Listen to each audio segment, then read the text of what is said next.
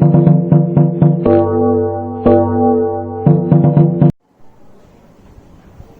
Good morning students. Deep સાહેબ તમારું હાર્દિક સ્વાગત કરે છે મેથ્સલેબ ઇન્સ્ટિટ્યૂટમાં. આપણે ચાલી રહ્યું છે ચેપ્ટર નંબર 5 કોષ વિશે આપણે જાણીએ છીએ અને ચેપ્ટરનું નામ છે સજીવના પાયાનો એકમ અને એ છે આપણો કોષ. બરોબર છે. અને સજીવના પાયાના એકમને આપણે બંધારણીય એકમ તરીકે લીધેલો છે. બરોબર છે. એની ચર્ચા કરી હતી આપણે અને આપણે એકકોષી સજીવો અને બહુકોષી સજીવોના તફાવત અને ટૂંકમાં તરીકે અલગ અલગ કરીને જોયેલા છે. બરોબર છે. એના પછી આપણે એનું શ્રમ વિભાજન પણ જોયું છે એકકોષી બહુકોષી સજીવોનું. અને હવે આપણે જોવાના છે સાદી ભાષામાં કે આગળ જે ચર્ચા કરી છે એ ચર્ચા પણ એને એક ક્વેશ્ચન સ્વરૂપે લખી નાખીએ કે શા માટે કોષને સજીવનો બંધારણીય એકમ કહેવામાં આવે છે.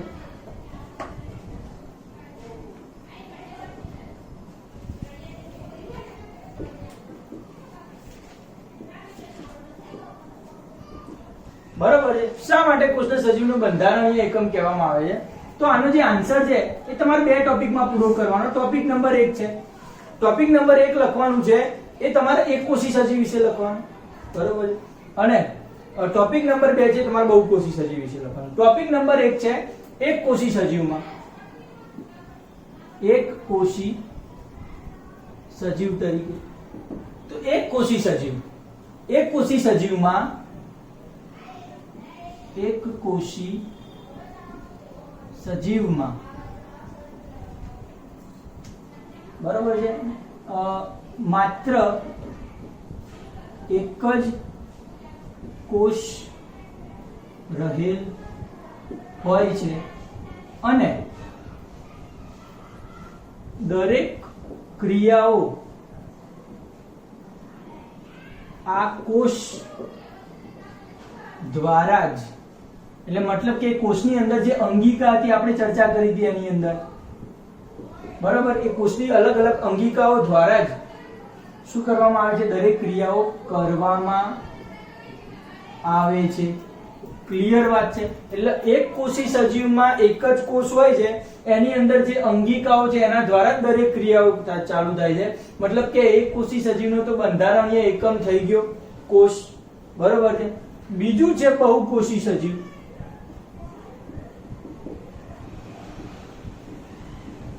બહુકોષી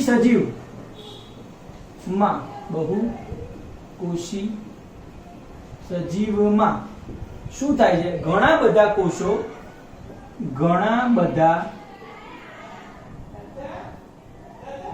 કોષ શું કરે છે?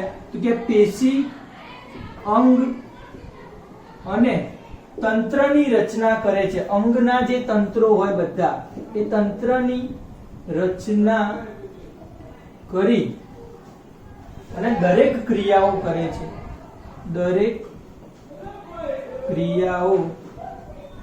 કરે છે.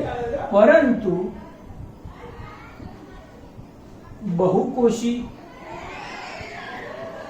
સજીવની શરૂઆત ક્યાંથી થશે? એક નાના ફલિતાંડ યુગ્મનજથી થાય છે. ફલિતાંડથી થાય છે. આને શું કહીશું આપણે? યુગ્મનજ. બરોબર છે. થી થાય. અને મતલબ કે બહુકોષી સજીવ છે એ માત્ર એક નાનો ફલિતાંડ એટલે કે કોષ દ્વારા જ જન્મ લે છે. મતલબ કે બહુકોષી સજીવની શરૂઆત તો ક્યાંથી થઈ?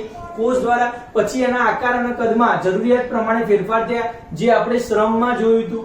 બરોબર છે. જરૂરિયાત પ્રમાણે એના આકારમાં ફેરફાર થાય અને બહુકોષી સજીવ તૈયાર થાય છે અને એના અલગ અલગ અંકોની રચના થઈ અને અલગ અલગ ક્રિયાઓ થાય છે. મતલબ કે બહુકોષી સજીવમાં પણ પાયાનો એકમ આ ફલિતાંડ છે, એક નાના કોષ તરીકે સર્જન થાય છે. મતલબ કે બંને ક્રિયાઓમાં,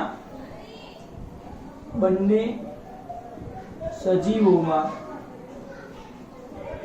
કોષ એ બંધારણીય એકમ છે.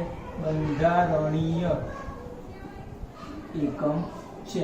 મતલબ કે બંને સજીવોમાં સૌથી પહેલા કોષના બંધારણ દ્વારા જ સજીવનું નિર્માણ થાય છે એવું કહેવા માંગે છે. એટલા માટે આપણે કોષને સજીવનો બંધારણીય એકમ કહીએ છીએ. ક્લિયર વાત છે? બરોબર છે. આગળનો ક્વેશ્ચન આપણે જોઈએ તો શું છે? ચલો વિદ્યાર્થી મિત્રો, હવે આપણે જોવાના છીએ કોષનું આયોજન. કોનું આયોજન? કોષનું આયોજન. કોષનું આયોજન મતલબ કે કોષનું બંધારણ કેવી રીતે થાય છે અને એ બંધારણ દ્વારા એનું આયોજન કેવી રીતે કરવામાં આવે છે એ જોઈએ. સૌથી પહેલા તો કોષના આયોજનની અંદર થશે શું? તો સૌથી પહેલા તો કોષ હોય તો કોષની અંદર કયા કયા રચના થયેલી હોય છે? તો કોષમાં સૌથી પહેલા કોઈ એક નાનો કોષ લઈ લેવામાં આવે. સમજો આવો કોઈ કોષ છે, એક નાનો ગોળાકાર, બરાબર છે, ચોક્કસ આકાર હોય એવું જરૂરી નથી. તો કોષની અંદર મેઇન ઘટક તરીકે વચ્ચે શું હોય? એક કોષ શું હોય? કોષ કેન્દ્ર હોય. અંદર આજુબાજુ શું ભરેલું હોય? કોષ રસ. બરાબર, શું હોય? કોષ રસ. એની બહારની બાજુ, જે બહારની જે સપાટી જોવા મળે છે ત્યાં શું હોય? કોષ રસ પટલ હોય. આપણે નામ આપીએ જે વચ્ચે છે એને કહીશું આપણે કોષ કેન્દ્ર કહીશું. જે એની બહાર જે આ જે છે એને કોષ રસ, જે દ્રવ્ય છે, જીવંત દ્રવ્ય કહેવામાં આવે છે એને આપણે કહીશું કોષ રસ. એની બહારનું આ જે કોષ રસ જ્યારે પતે છે એની બહાર એક પારદર્શક, એક શું કહેવાય, સ્થિતિસ્થાપક કવચ હોય છે અને એને કહેવામાં આવે છે કોષ રસ પટલ કહેવામાં આવે છે. ક્લિયર વાત છે? અને જો આ પ્રાણીનો કોષ હોય, પ્રાણી કોષ હોય તો મતલબ કે જે બહારનું આવરણ છે એનો કોષ રસ પટલ જ હશે, એની બહાર કોઈ આવરણ હશે નહીં. પણ જો વનસ્પતિ કોષ હોય, શું હોય? વનસ્પતિ કોષ. તો વનસ્પતિ કોષમાં સૌથી બહારનું આવરણ શું હોય છે? કોષ દિવાલ. શું હોય? મગજમાં ક્લિયર થઈ ગયું? આનો અર્થ એમ થયો કે પ્રાણી કોષમાં કોષ દિવાલ હોતી નથી, વનસ્પતિ કોષમાં કોષ દિવાલ હોય. ક્લિયર વાત છે? એટલે તમારે આમાં યાદ રાખવાનું છે કે કોષ દિવાલ હોતી નથી ને આમાં કોષ દિવાલ હોય છે. તો વનસ્પતિ કોષમાં અહીંયા બહારનું જે આવરણ હશે એ કોષ દિવાલનું છે. એટલે કોષ સૌથી પહેલા અંદર શું હશે? કોષ કેન્દ્ર. પછી એની બહાર કોષ રસ હશે. કોષ રસ જ્યાં પતે છે ત્યાં એક કોષ રસ પટલ આવશે અને એની બહાર સૌથી બહાર શું હશે? કોષ દિવાલ હશે. ક્લિયર કટ વાત છે? તો આ રીતના કોષની આકૃતિ રચના થયેલી હોય છે. મતલબ એમ કે આપણે કોષનું આયોજન કરવામાં આવે તો કોષમાં કોષ કેન્દ્ર, કોષ રસ અને કોષ રસ પટલ ની રચના થયેલી હોય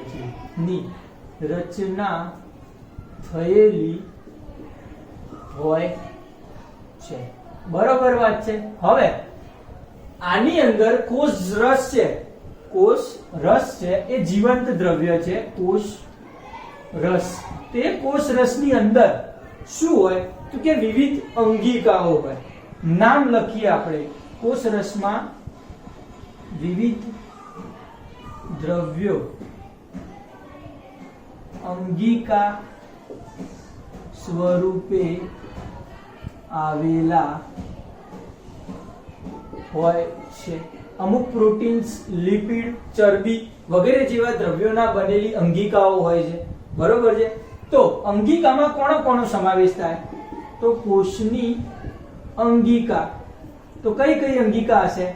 તો સૌથી પહેલા વાત કરીએ અંગિકામાં તો અંતઃકોષરસ જાળ હોય. શું હોય? અંતઃકોષરસ જાળ હોય. બીજું કર્ણાભ સૂત્ર હોય. શું હોય? કર્ણાભ સૂત્ર હોય. બીજું શું હોય? લાઇસોઝોમ. મ અડધો અને સ રાખીએ, બહુવચન કરી દઈએ, લાઇસોઝોમ્સ હોય. પછી રિબોઝોમ્સ હોય. બરોબર છે? ગોલ્ગી પ્રસાધન હોય છે. ગોલ્ગી પ્રસાધન જેની શોધ કોણે કરી હતી કાલે જોઈ ચૂક્યા છે. કેમિલો ગોલ્ગી નામના સાયન્ટિસ્ટે એની શોધ કરેલી છે. તો કોષની અંગિકાઓમાં કોનો સમાવેશ થાય છે? તો આવા બધા નાના નાના ભાગમાં ચોક્કસ અંગિકાઓ સ્વરૂપે દ્રવ્યો રહેલા હોય છે. તો આને આપણે શું કહીશું? કોષીય અંગિકાઓ. બરોબર છે. તો આ શેની અંદર હોય છે? કોષ રસની અંદર રહેલા હોય છે. હવે આ અંગિકાઓ કોષ રસ, કોષ કેન્દ્ર અને કોષ રસ પટલ આ બધું ભેગું થઈ અને કોષનું આયોજન કરે છે. કોષનું આયોજન કરે.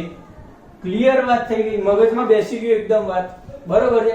બીજી વાત કરીએ આપણે તો તમારે એક કામ બહુ ખાસ કરવાનું છે કે તમારે આ તમે જે સાથે સાથે ભણો છો તો એની સાથે સાથે તમારે વિજ્ઞાન તો સાથે સાથે લખવું જ પડશે, તો જ તમને આવડશે. એટલે શાંતિથી આરામ કરતા કરતા વિડીયો જોવાના નથી, પણ આ બધું તમારે લખવું પડશે. હું જેમ જેમ કરું છું અને જેમ જેમ લખું છું એ પ્રમાણે તમને લખવું પડશે એટલે તમને સારું યાદ રહે.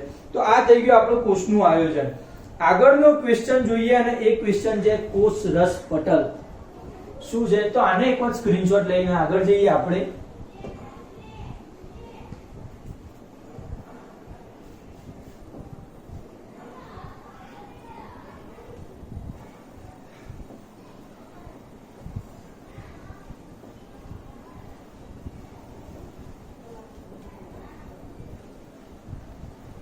ક્વેશ્ચન શું છે?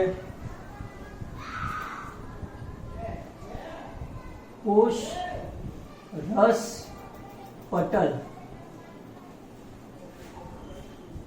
મતલબ કે કોષનું સૌથી બહારનું આવરણ એટલે કોષ રસ પટલ. શું છે? કોષનું સૌથી બહારનું આવરણ એટલે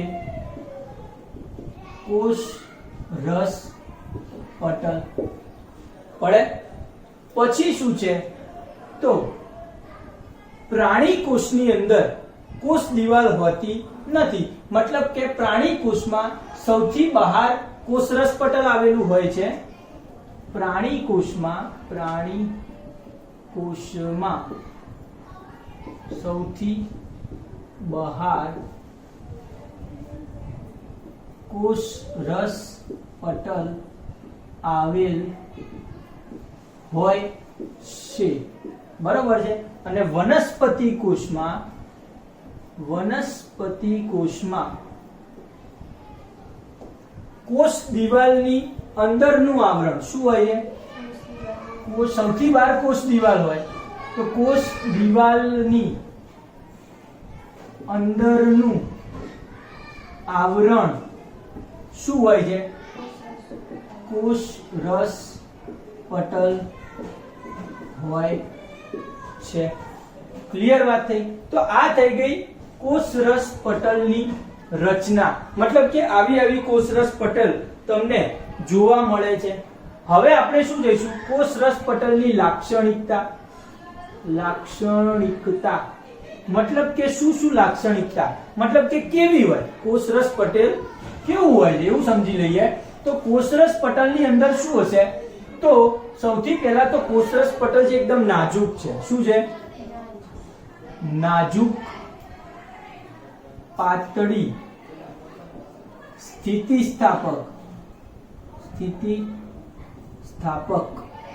એક દિવાલ જેવી રચના છે. બરોબર છે. સ્થિતિસ્થાપક પછી બીજું કંઈક લખી શકાય, સ્થિતિસ્થાપક રચના જેવું લખીએ, રચના છે. આ એની લાક્ષણિકતા છે. કેવી છે? એકદમ નાજુક છે, પાતળી છે, સ્થિતિસ્થાપક છે. વળી બીજું શું કે એની અંદર અમુક દ્રવ્યો ની અવર જવર કરી શકાય છે. બરોબર છે. અવર જવર મતલબ કે સમજી લો કે કોષની અંદર ઓક્સિજન અથવા કાર્બન ડાયોક્સાઇડ જેવા વાયુઓ છે, અથવા તો કોષની અંદર પાણી, તો એ લઈ જવું હોય અથવા બહાર લાવવું હોય તો એનો મતલબ કે કોષ રસ પટલની અંદરથી લઈ જવું પડે અને એની બહાર લાવવું પડે છે. મતલબ કે કોષ રસ પટલ એક દિવાલ જેવી રચના છે, તો એની અંદર અને બહાર લાવવામાં આવે છે. આને પડે છે ખબર? આના પછી મુખ્ય કાર્યો જોવાના છે આપણે. શું જોવાનું છે? કાર્યો. શું કામ કરે છે કોષરસ પટલ? તો કોષરસ પટલના કાર્યોમાં પહેલું કાર્ય શું છે? તો કોષરસ પટલનું પહેલું કાર્ય એ છે કે કોષરસ પટલમાં નિયમન, બરોબર છે, કોષની અંદર પદાર્થ કે દ્રવ્યોને, લખીએ પહેલા પદાર્થ કે દ્રવ્યોને કોષની અંદર કે બહાર લઈ જવા, પદાર્થ કે દ્રવ્યોને કોષની અંદર કે બહાર લઈ જવાનું નિયમન કરે છે. આ મેઇન અને ખાસ છે, બરોબર. મુખ્ય કાર્ય કહી શકાય કે કોઈ પદાર્થ કે દ્રવ્ય છે એને કોષની અંદર કે બહાર લઈ જવાનું કામ કોણ કરે છે? કોષરસ પટલ, બરોબર છે. પછી કોષરસ પટલ છે એ કોષને પર્યાવરણથી અલગ કરે છે. કોષરસ પટલ કોષને પર્યાવરણથી અલગ કરે છે, બરોબર છે. ત્રીજું કાર્ય શું છે? તો કોષરસનું સૌથી બહારનું આવરણ છે, મતલબ કે કોષરસને ની એક પાતળી દિવાલ છે એવું કહી શકાય. કોષરસનું સૌથી બહારનું આવરણ છે, એટલે કોષરસનું સૌથી બહારનું આવરણ રહે છે અને એટલા માટે કોષરસને બીજામાં ભેળવવા દેતો નથી. મતલબ કે કોષરસની કોઈ ચોક્કસ રચના છે એ જાળવી રાખવામાં મદદ કોણ કરે છે? કોષરસ પટલ. એટલે આ એવું સૂચવે છે કે કોષરસ પટલની જે રચના છે જાળવી રાખવામાં મદદ કરે છે, બરોબર છે. પછી ચોથો મુદ્દો ખાસ છે એનો કે કોષરસ પટલ જે છે, કોષરસ પટલ એ પ્રસરણ દ્વારા વાયુઓનું વિનિમય કરે છે. વાયુઓમાં કયા? તો કે કાર્બન ડાયોક્સાઇડ. આપણા શરીરના જરૂરી સૌથી વધારે કોણ છે? તો કાર્બન ડાયોક્સાઇડ અને ઓક્સિજન. વાયુઓનું વિનિમય શેના દ્વારા થાય છે? તો કે કોષરસ પટલ CO2 અને O2 ના વાયુઓનું વિનિમય કરે છે એવું કહી શકાય. છઠ્ઠો મુદ્દો અરે પાંચમો મુદ્દો શું છે? તો કે CO2 અને O2 સિવાય કોષને જરૂર શેની પડે?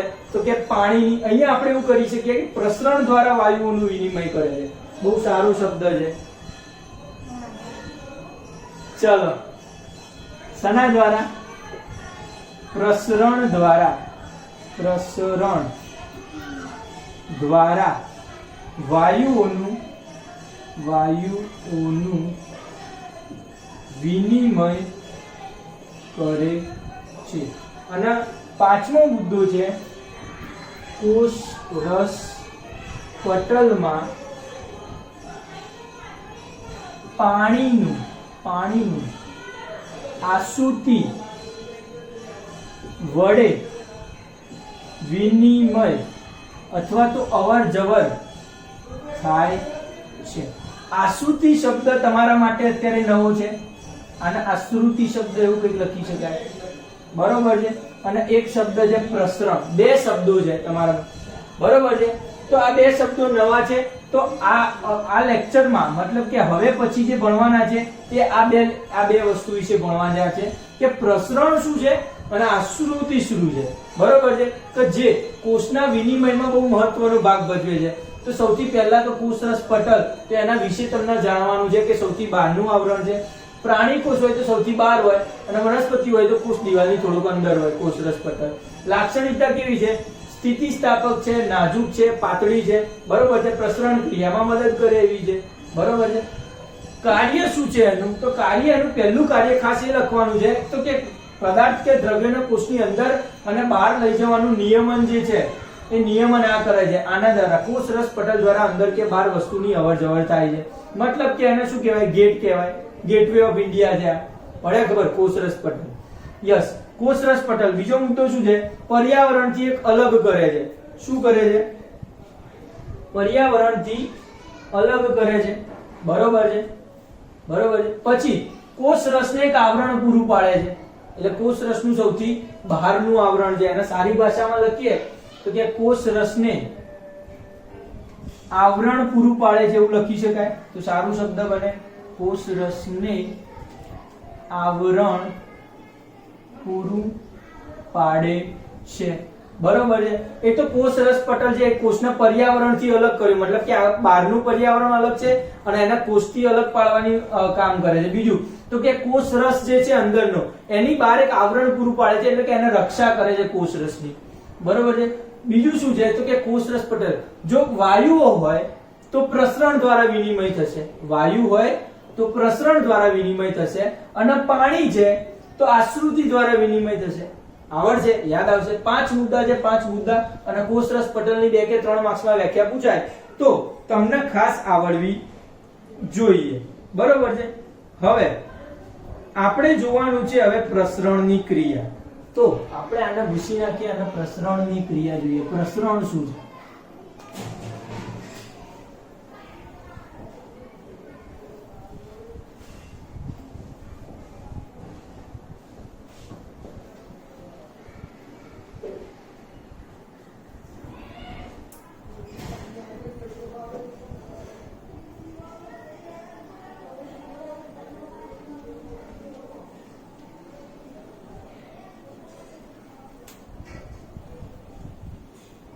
હવે ક્રિયા છે પ્રસરણની ક્રિયા.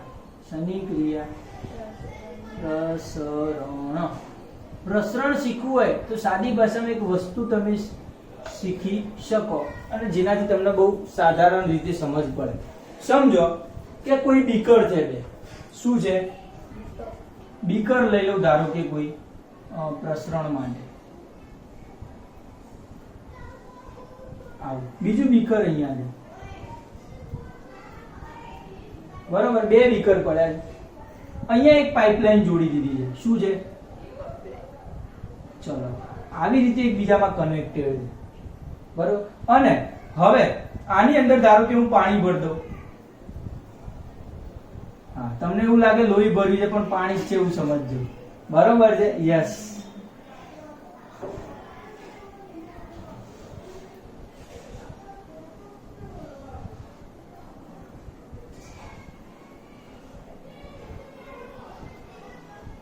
આવું કઈ પાણી ભરેલું છે, સમજી શકો તમે. તો હવે તમને એટલું તો લોજિક આવે કે હવે આ પાણી છે, અહીંયા ધારો કે એક દરવાજો છે ખોલી દઉં તો અહીંયા આટલું ભરેલું છે એવું સમજો. આટલું ભરેલું છે. બરોબર. અહીંયા 2 દરવાજા છે, બંને દરવાજા ખોલી દઉં તો મતલબ કે અહીંયાથી પાણી ઘટવું જોઈએ કે અહીંયાથી પાણી ઘટવું જોઈએ, વિચારી શકો તમે. તો સીધી વસ્તુ છે કે અહીંયા કેટલું છે? વધારે ભરેલું પાણી છે, તો અહીંયા દબાણ વધારે હશે, મતલબ કે અહીંયાથી પાણી ઘટશે, અહીંયાથી પાણી આવશે, અહીંયા થોડુંક ભરાશે. એવું લોજિક વાપરી શકીએ. એટલે મતલબ કે થયું શું? આની અંદર શું વિચાર્યું તમે? તો આની અંદર થયું છે એટલું જ કે વધારે દબાણ અથવા પાણીની વધારે જગ્યા હતી, અથવા પાણીની જ્યાં વધારે માત્રા હતી તે વધુ પાણીની માત્રામાંથી ઓછી પાણીની માત્રા તરફ વહન પામ્યું. એટલે કોઈ પણ વસ્તુ હંમેશા વધારેથી ઓછી તરફ વહન પામે. તો એ જ વસ્તુ આપણે જોવાના છે પ્રસરણમાં, કે કોઈ પણ દ્રવ્ય અથવા પદાર્થનું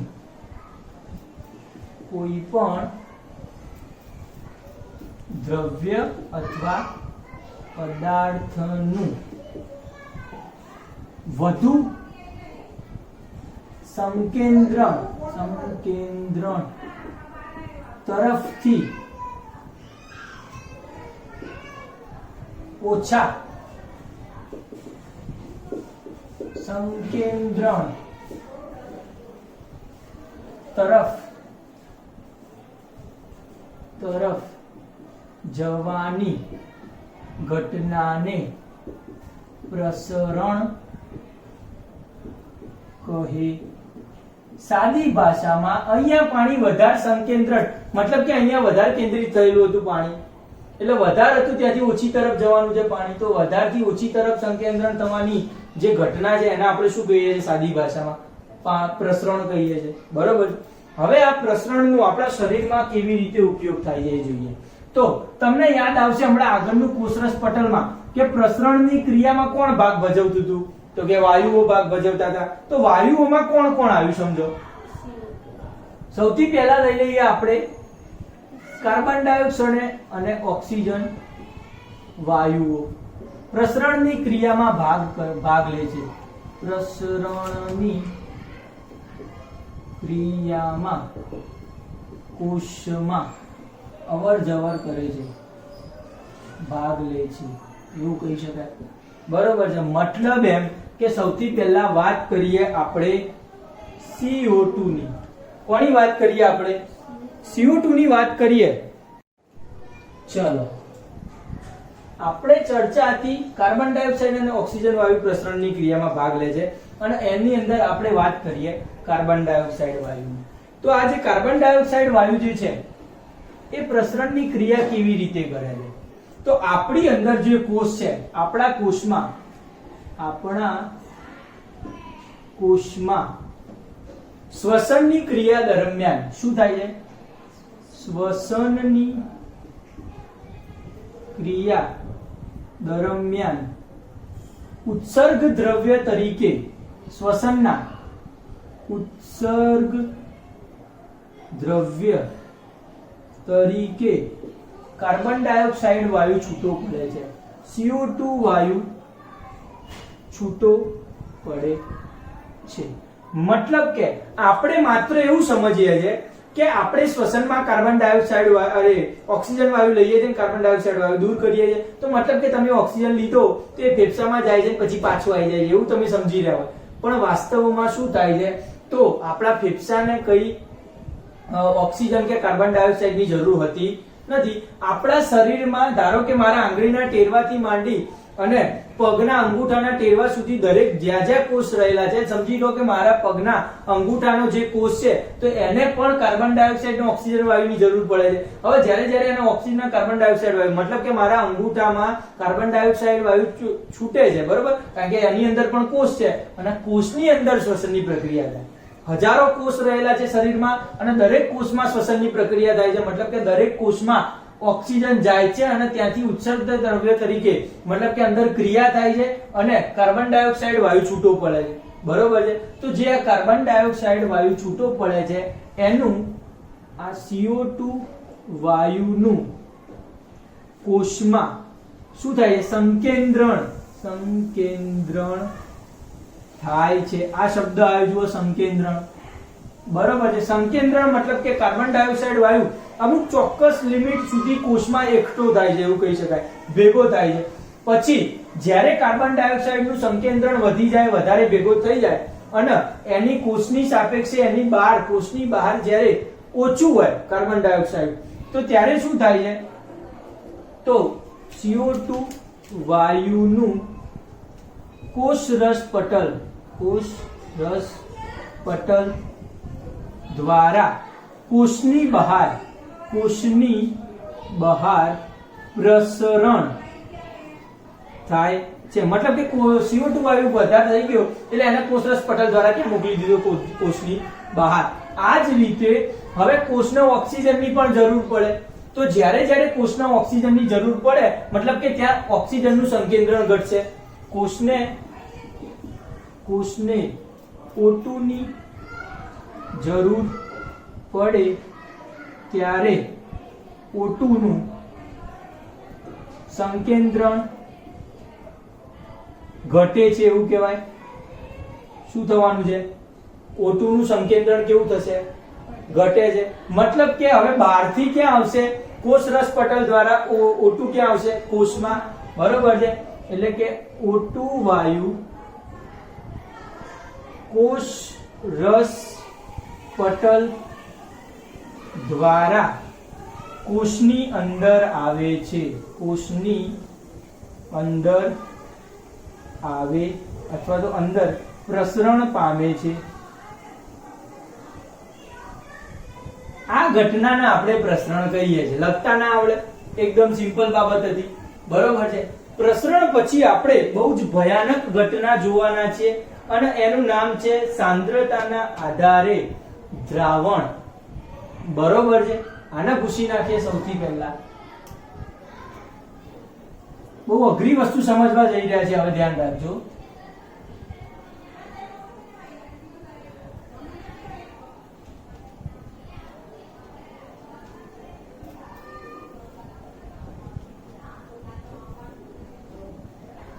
અને શું છે અઘરી વસ્તુ?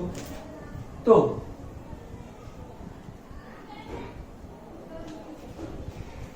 સાંદ્રતાના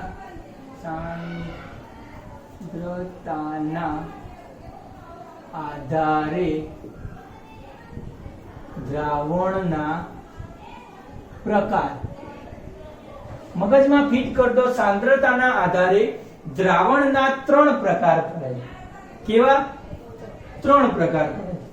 પહેલું છે અધોસાંદ્ર દ્રાવણ. આમ તો પહેલા સમસાંદ્ર દ્રાવણ રાખીએ.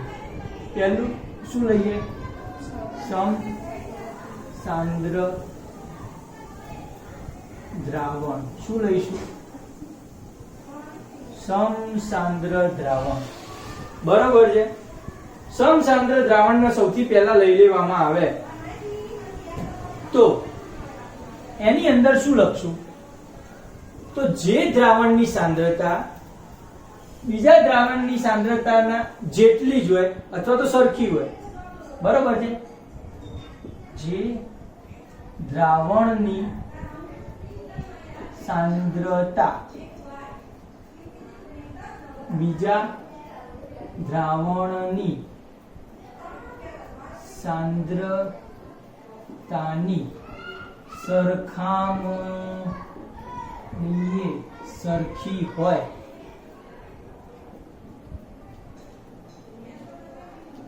મતલબ શું? કે બંનેની અંદર પાણીની સાંદ્રતા સરખી હોય. મતલબ કે એટલે કે પાણીની સાંદ્રતા સમાન હોય. તેને સમસાંદ્ર દ્રાવણ કહે છે. મગજમાં ફિટ થઈ ગયું. સમસાંદ્ર દ્રાવણ કોને કહીશું? તો જે દ્રાવણની સાંદ્રતા બીજા દ્રાવણની સાંદ્રતાની સરખામણીએ કેવી હશે? સરખી હશે. મતલબ કે પાણીની બંનેમાં પાણીની સાંદ્રતા, બે દ્રાવણ છે તો બંનેની અંદર પાણીની સાંદ્રતા સરખી હોય. બરોબર. મતલબ કે સાંદ્ર એટલે થોડુંક એસિડિક હોય, બેઝિક હોય એવું સાંદ્રતાની સરખામણીમાં. મતલબ કે જો એસિડિક હોય તો સરખું હોય એસિડિક. એ રીતે તો એમાં પાણીની સાંદ્રતા મતલબ કે બંનેમાં સરખા પ્રમાણમાં પાણીના અણુઓ હોય તો એને આપણે સમસાંદ્ર દ્રાવણ કહી શકીએ. પડે ખબર? બીજું ઉદાહરણ લઈએ આપણે. બીજું ઉદાહરણ શું લઈએ? તો કે અધોસાંદ્ર દ્રાવણ. શું હશે અધોસાંદ્ર દ્રાવણ? શું છે? તો અધોસાંદ્ર દ્રાવણ એટલે કે જે દ્રાવણની સાંદ્રતા બીજા દ્રાવણની સાંદ્રતાની સરખામણીએ ઓછી હોય. સમજો વસ્તુ. આને થોડુંક ઉપર લખીએ કારણ કે જગ્યા ખૂટવાની લાગે છે મને. બરોબર છે.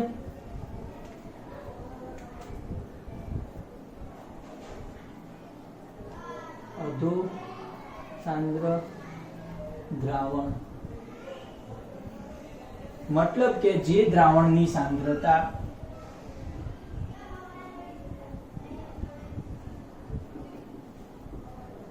બીજા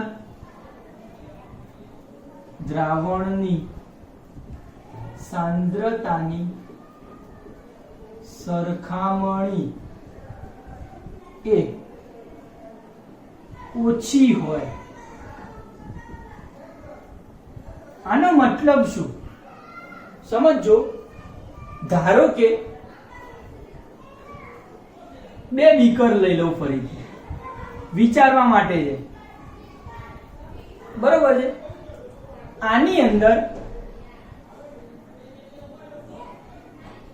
4 ml એસિડ અને 1 ml પાણી છે. કુલ 5 ml છે.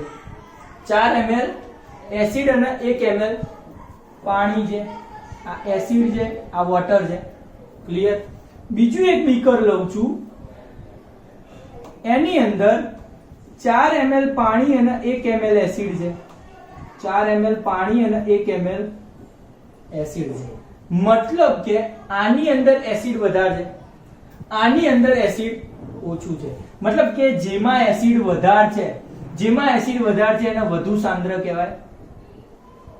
જેમાં એસિડ વધારે છે એને વધુ સાંદ્ર એટલે તમે એસિડમાં આંગળી નાખો તો આંગળી બહાર જ ના આવે એવું સાંદ્ર પડે.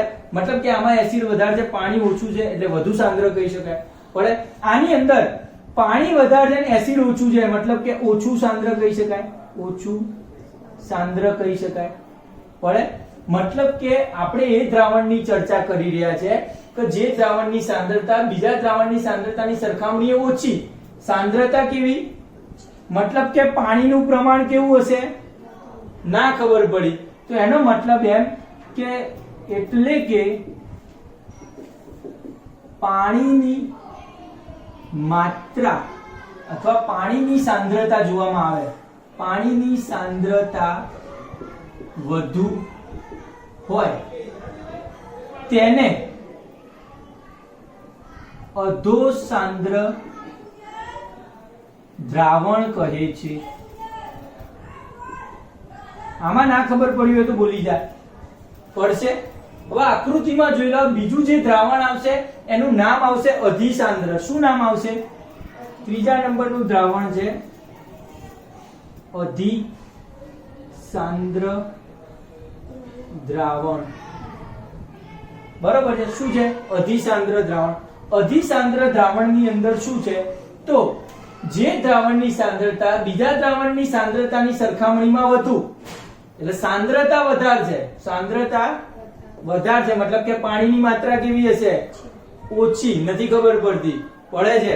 મતલબ કે આપણે આ ભૂસી નાખીએ અને એને લખીએ તો શું લખી શકાય? તો કે જે દ્રાવણની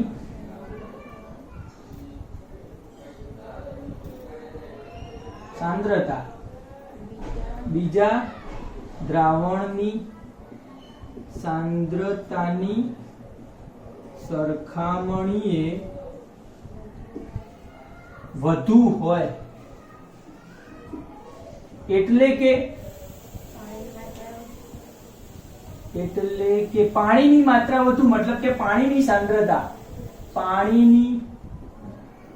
સાંદ્રતા વધુ હોય તેને પાણીની સાંદ્રતા ઓછી હોય. બરોબર છે. દ્રાવણ વધુ સાંદ્ર છે મતલબ કે અંદર પાણી કેવું હશે?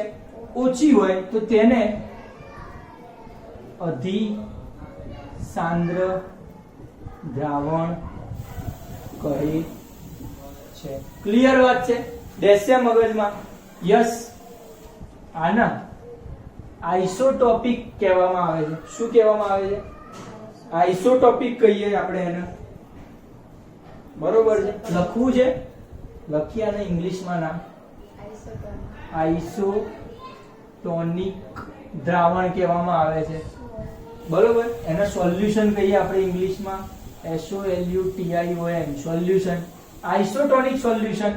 અધોસાંદ્ર છે એને કહીશું HYPO, હાઇપોટોનિક સોલ્યુશન. બરોબર છે. શું કહીશું? હાઇપોટોનિક સોલ્યુશન. અને બીજું છે હાઇપર છે, હાઇપરટોનિક સોલ્યુશન. છેક ઉંમર થઈ જશે ને, કેમિસ્ટ્રી જ્યાં જ્યાં સુધી તમારી પાસે રહેશે ને ત્યાં સુધી આ ત્રણ વસ્તુ તમને ભણવા મળશે. એટલે જો તમે અહીંયા સમજી ગયા છો તો જ્યાં જ્યાં ભણશો ને ત્યાં ત્યાં દીપ સાહેબને યાદ કરશો. કયા કયા છે? તો કે આઇસોટોનિક, હાઇપોટોનિક ને હાઇપરટોનિક. બરોબર છે. ગુજરાતીમાં નામ યાદ રાખો. સમસાંદ્ર નામ ઉપરથી ખબર પડે. અધો તો સાંદ્રતા ઓછી, અધિ તો સાંદ્રતા વધુ. પડશે ખબર? પણ જો સાંદ્રતામાં વધુ or ઓછું હોય તો એને પાણીની માત્રામાં ઊંધું છે, ધ્યાન રહે. પાણીની માત્રા કેવી છે? ઊંધી થઈ જાય. ક્લિયર વાત છે? 100%. હવે આના પછી આપણે એના ઉદાહરણ લઈએ. બરોબર છે. મતલબ કે આને ભૂસી નાખીએ. શું છે? જુદી જુદી સાંદ્રતા વાળા દ્રાવણની પ્રાણી કોષ અને વનસ્પતિ કોષ પર કેવી રીતે અસર થાય? મતલબ કે આપણે અલગ અલગ કોષ લઈ લઈએ અને પછી એની શું અસર થાય છે એ જોઈએ. બરોબર છે. તો સૌથી પહેલા આપણે એક બીકર બનાવી દઈએ. ઉપર લઈએ થોડું, એટલે નીચે લખતા ફાવે.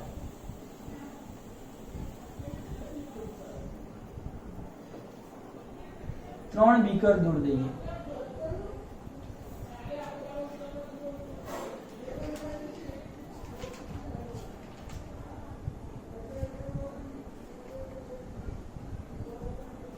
बराबर है. आनी अंदर आज ब्लू है पानी पानी,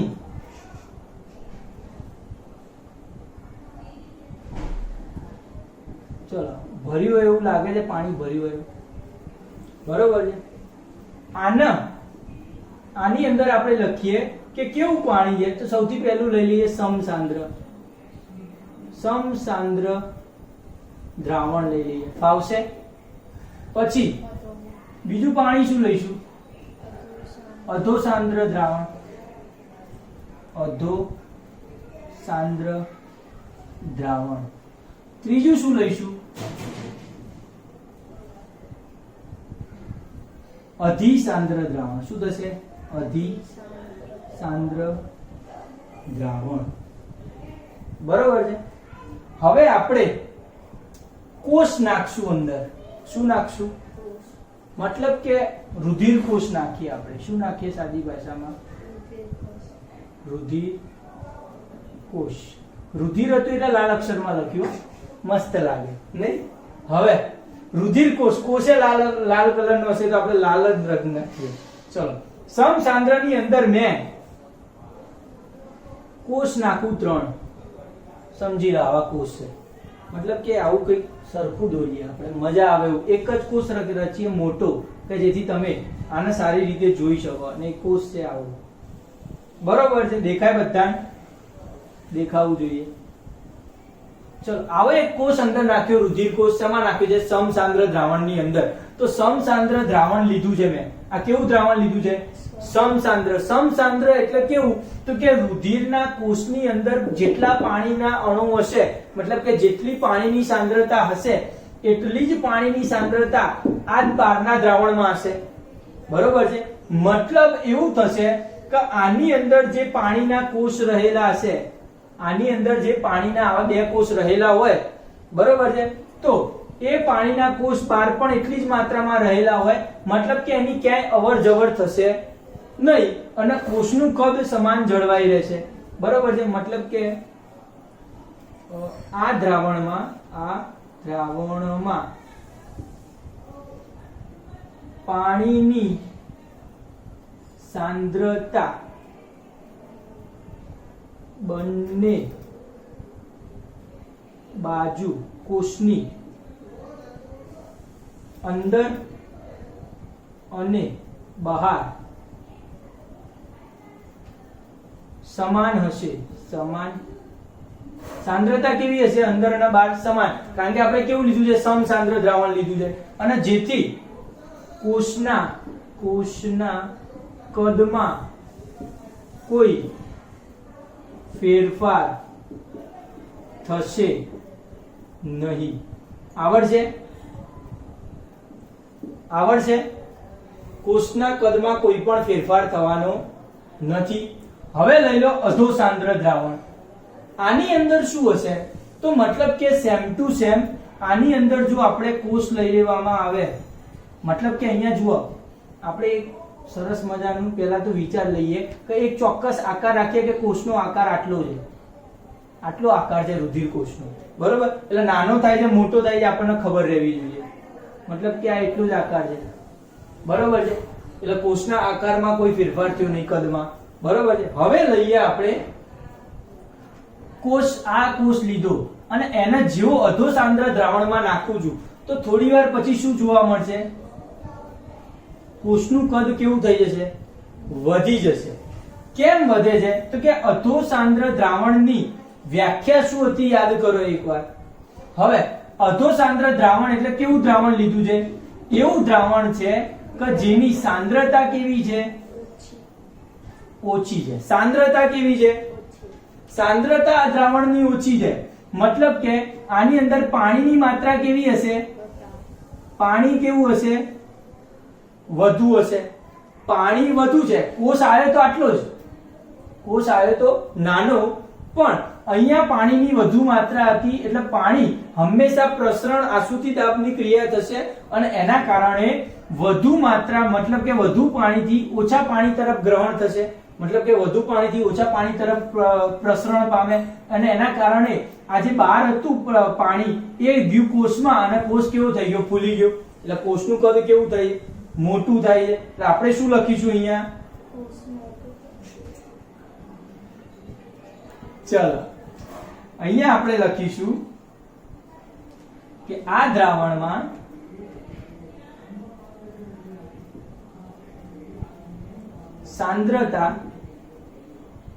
સાંદ્રતા કોષ કરતા ઓછી છે અને તેથી પાણી એ કોષની અંદર પ્રસરણ પામશે અને કોષનું કદ વધશે. ક્લિયર વાત છે, બરોબર વાત છે. હવે આ શું આવ્યું છે, તો હવે ફરીથી લઈ લો કે રુધિરકોષ આવડો છે, બરોબર છે.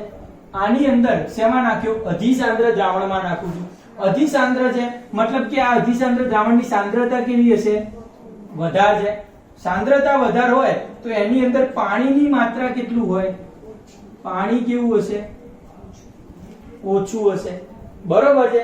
મતલબ કે આ કોષની અંદર જેટલું પાણી છે, કોષની અંદર જેટલા પાણીના કણો છે એના કરતા દ્રાવણમાં પાણીના કણો કેવા છે, ઓછા છે. મતલબ કે કોષની અંદર વધારે પાણી છે તો એ પાણી બહાર આવશે અને કોષની અંદરથી પાણી બહાર આવશે તો જે કોષનું કદ છે એ કેવું થઈ જશે, નથી ખબર પડતી, આમાં પડે છે. મતલબ કે આ ક્રિયા થાય છે, અહીંયા લખી શું શકીએ આપણે નીચે, તો આ દ્રાવણમાં સાંદ્રતા કોષ કરતા વધુ છે તેથી પાણી કોષમાંથી દ્રાવણમાં આવશે. કોષ પાણીમાંથી દ્રાવણમાં આવશે મતલબ કે કોષ છે એ સંકોચન પામશે.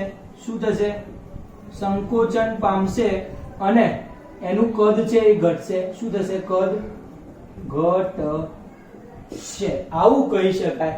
નથી ખબર પડતી આમાં, બધાને પડી છે. બસ આ જ વસ્તુ હું તમને સમજાવવા માંગતો હતો અને જો સમજ પડી ગઈ છે તો ખૂબ સરસ કહી શકાય. આજ માટે આપણે આટલું જ રાખીએ છીએ. આવતા લેક્ચરમાં નવી શરૂઆત કરશું.